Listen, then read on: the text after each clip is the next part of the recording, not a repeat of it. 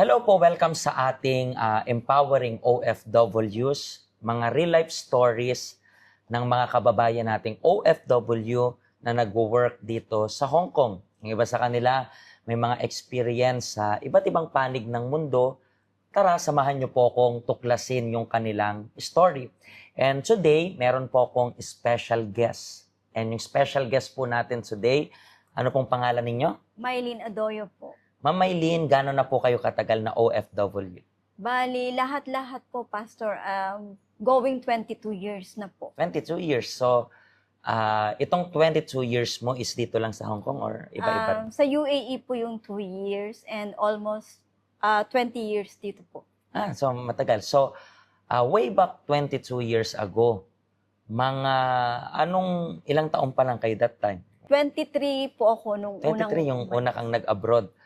And ano yung pinaka-reason mo kung bakit ka nag-work abroad that time? Bali po, nagkayayaan lang po kami nung tatlo kong kaibigan na mag-apply dahil po may recruiter po siya na kamag-anak.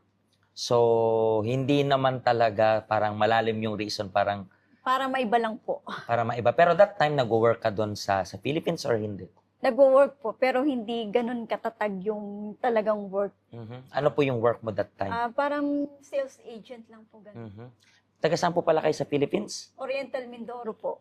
So, pero yung nagkayayaan kayo nitong kaibigan mo, alam mo na that time na UAE yung pupuntahan ninyo or hindi? Yes po. Alam mo na talaga. Pero ilang years ka doon? 2 years? 2 years lang po. So, natapos mo rin naman yung contract. Yes po. Kamusta naman yung experience mo doon? Bali, doon po yung hindi magandang experience, Pastor. Kasi po yung doon po yung naging amo namin, hindi po ganun kabuti. Pero sabi mo is namin, so hindi ikaw yung nag-iisa doon.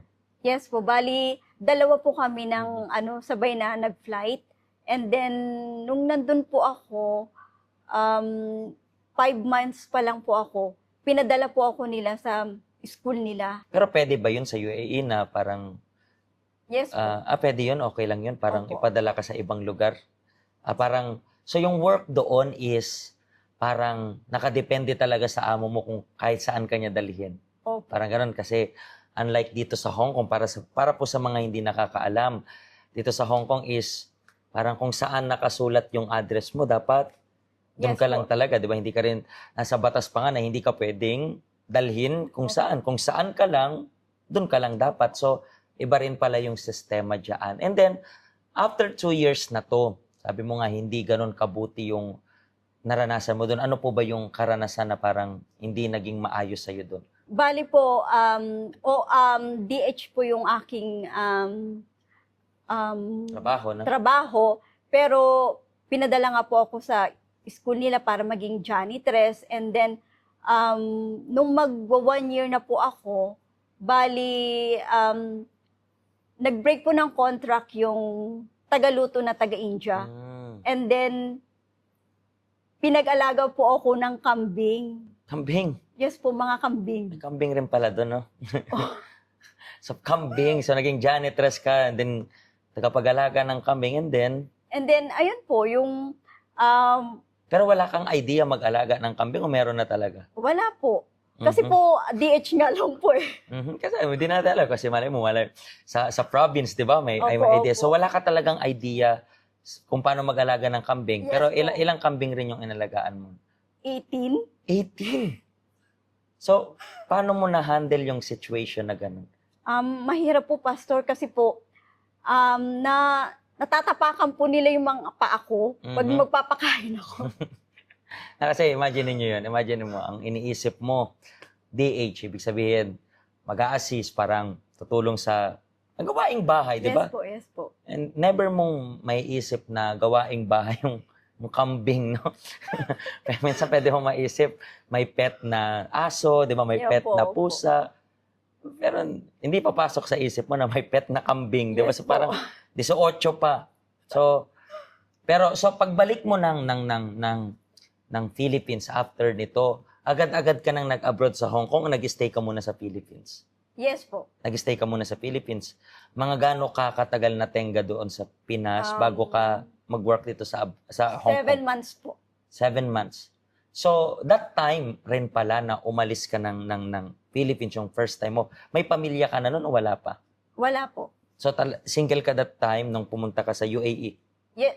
Single pa rin po hanggang ngayon. Hanggang ngayon, sorry. So, and then 20 years nag-work ka dito sa Hong Kong. Nakailang amo ka na? Nakalima na po. 5.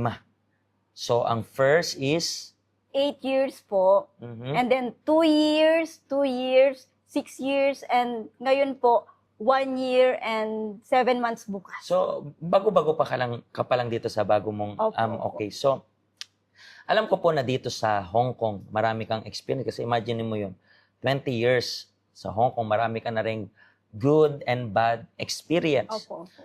Madalas tinatanong ko kung ano yung bad experience nila. Pero iibahin ko sa'yo, ano naman para sa'yo yung good na experience mo while working abroad?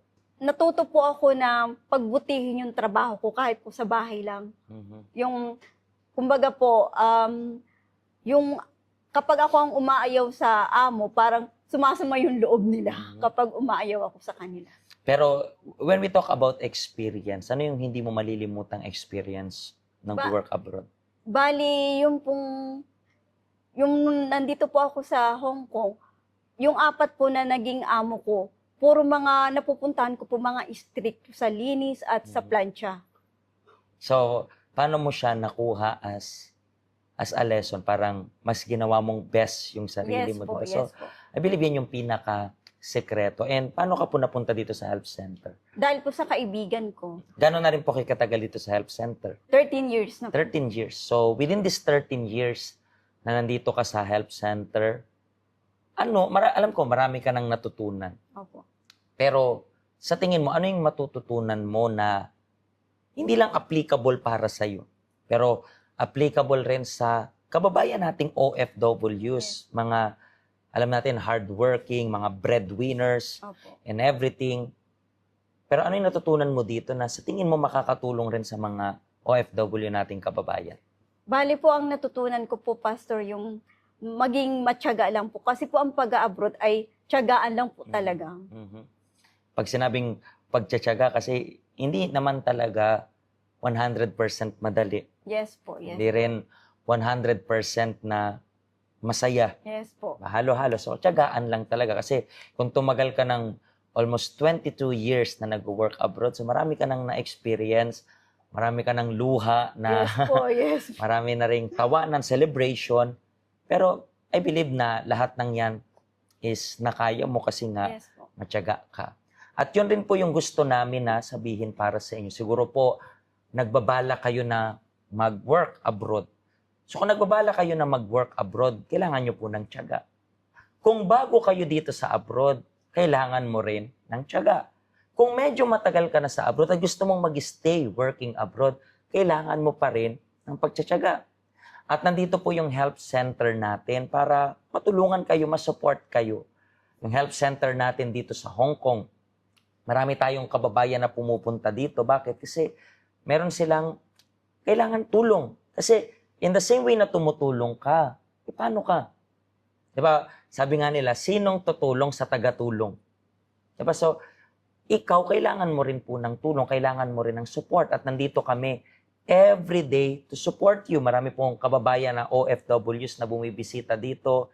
Minsan, meron silang issue sa health, meron silang issue sa amo, mayroon silang issue sa finances, sa family. And itong lugar na to is nagiging refuge nila. Ibig sabihin parang isang safe place para sa kanila, in a way na natututo sila, at higit sa lahat, na imamanifest yung pananampalataya nila sa Panginoon. Kung gusto nyo po kaming bisitahin, nandito po kami, and pwede nyo kaming ma-visit anytime, kasi bukas po yung health center natin every day. Maraming salamat po sa pag-share nyo ng story ninyo, and hopefully, umabot ito sa mga kababayan natin na siguro iniisip na nilang sumuko. Opo. Pero tiyaga lang. Opo. Sabi nga nila, kung may tiyaga, May nilaga. hindi ko alam kung anong gusto nyong pagkain. Pero anumang pagkain na yan, aanihin ninyo kung nagtsatsaga kayo. Sa next episode po, let's discover another story ng ating kababayang Pilipino nagtatrabaho dito sa Hong Kong. Pagpalain po kayo ng Diyos.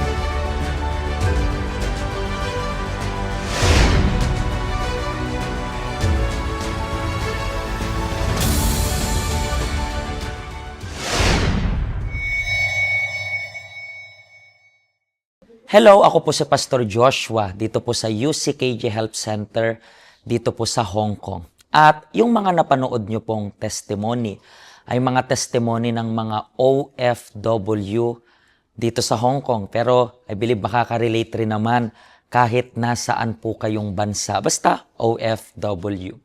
Ang health center po natin ay walang pinipiling religion. Base na rin po sa name, Health Center. Kung kailangan nyo po ng karagdagang information, nandito lang po sa baba lahat ng information na kailangan ninyo. Kontakin nyo lang po kami at magiging masaya po kami na matulungan ka, ma-assist ka, nasaan man po kayong bansa.